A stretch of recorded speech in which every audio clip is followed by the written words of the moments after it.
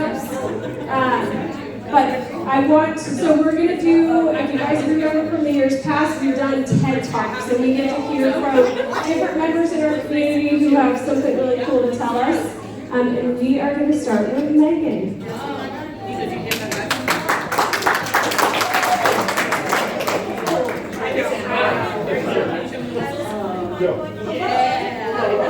Can't hear you. Can you hear me now? Yes. Okay. Hi. My name is Meghan. This is my second conference, and I spend a lot of my time over the Very Rare booth, so you might not know me very well, and I don't know you very well, so I thought I would use my TED Talk to tell you a little bit more about me and what I do and what I am into. So, let's go ahead. So, this is called Fandom Community, because I am involved in a lot of fandoms. And there you go. So this is how being unapologetically enthusiastic about things, about liking things, has taught me everything that I know. And we'll start with, what is a fandom? And this might be a new word for some of you. You can hear it again. And I like this definition of a fandom because it's a little broad. So to me it is sorry, I can't read, I'm blind. A group of people engaging socially in an activity related to a topic that they're passionate about. So if you think of Comic-Cons or anime conventions or people dressing up as Lord of the Rings characters to go to movies, those are all fandoms. But I like this definition because it includes other things like quilting bees, that's a fandom. Jam bands, that's a fandom. So people who are doing a social activity about a thing they like, that is a fandom. For me, fandom started when I was in middle school because I was a big fan of Sailor Moon, which is an anime, and some of you might know it. And I heard somebody else in my homeroom talking about Sailor Moon, and I said, are we talking about Sailor Moon? Do you like Sailor Moon? What's your favorite Sailor Moon character? Are we best friends now? And we are. We're still friends to this day. And fandoms are great because they are social groups. You do make friends, you do bond over things that you like, you do encourage each other to learn things and get better at things. And I want to tell you some of the things that I learned. So, some things that I learned from being in fandoms. I learned how to draw and how to keep drawing. And that's a big one because I think we all draw as kids and we don't keep up with it. But being connected to other people, you kind of encourage each other and you want to see what you can do next, you want to see if you can do it better. And I'm going to be so vulnerable with you right now and show you some of my fan art from when I was in middle school and later. I like Sailor Moon. So we have that. We got some Lord of the Rings, and then some newer stuff on the side. But I kept doing it, and it was really fun. That's a thing that I learned, and I'm glad I did. I learned more stuff. I learned writing. I have written fan fiction. No, you can never read it. But if you want valuable feedback, write fan fiction and put it on the internet. No one will be meaner or more honest with you than strangers on the internet.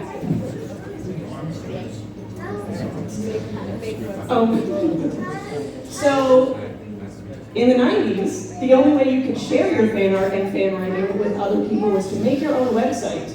We didn't have Facebook, we didn't have Instagram. You had to go to a place called Tripod, and they would say, do you want a website? And you said, yes. And they said, great, do you know how to code it? And you said, uh-oh, and you learned how to code a website.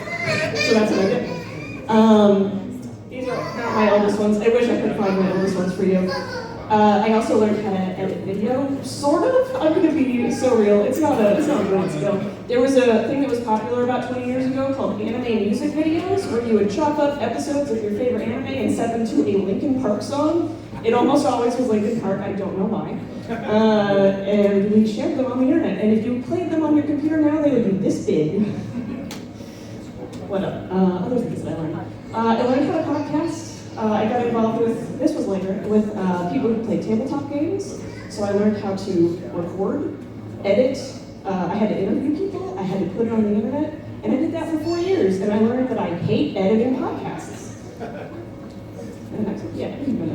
So I did some graphic design along the way. This is related to websites. You need your website to look nice. So I learned how to do that. And then I started making, this was a t-shirt for somebody. This is why I'm over there making shirts and selling shirts. I did that. some 3D design and animation. I did go to school to do this. It was Fandom that made me want to learn how to do this. And it is not a thing that I'm doing right now, but I can do it as a hobby, and that's really fun. And also at that same program, we did make video games, and that is the thing that I still get to do with people that I like on the internet.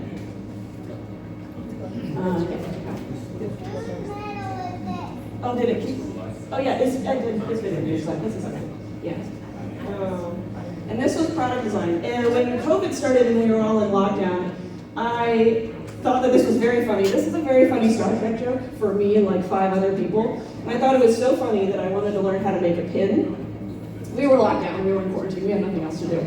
So I reached out to somebody, I had no idea how to produce and manufacture items, but I asked some folks who had done it before and they gave me some tips and I learned how to do that. And I made these and I sold them to the 5 people who think that this is a funny joke. So that was fun. I also learned how to say, I don't know, but I can try. Because I don't know a lot of things, but it sounds like it would be fun to try, and it would, if it's something that would make somebody in your social group, your fandom laugh, you want to try it, you want to learn how to do it. And then, taxes will not be appearing in this list. I have still not learned how to do them. They are impossible. If you do any of these things and become a freelancer in any way, you do need to learn some things about taxes. I don't know. I can't help you. I can't help me. So all of these things and more that I learned how to do because of my friends in these fandoms, they did help me get jobs, for real. A lot of these jobs is either because of the skills, but many of these jobs in the interview had a conversation that went a little bit like, so I saw your Tumblr, which is a website. And that's a scary thing to have a professional adult say to you, if you know what Tumblr is. And the conversations went well. That was good. So the first one is Joanne Fabrics. R.I.P. I miss her. I was big into making costumes, and so were the people that I worked with. And we had fun there at work. I worked for a student center at my college as an undergrad. Mostly I made academic posters for the professors, but the professors would come in and ask us to do basically anything. And if you've ever met a professor, they are all diehard fans about something, and it's always something like Spanish forts of the southeast United States. And I'm like, I don't go here, but I will help you make your website or make your poster. And their enthusiasm kind of rubs off, and you learn a little thing. It's fun. Newspaper. This one was mostly because nobody else in the early 2000s knew how to put things on the internet. So I volunteered to do that. This is my favorite one. I was, as a grad student, you put your resume into a pile and all the professors go through the pile of resumes and decide who they want to hire. So somebody from outside of my department called me in and said, so I saw your website.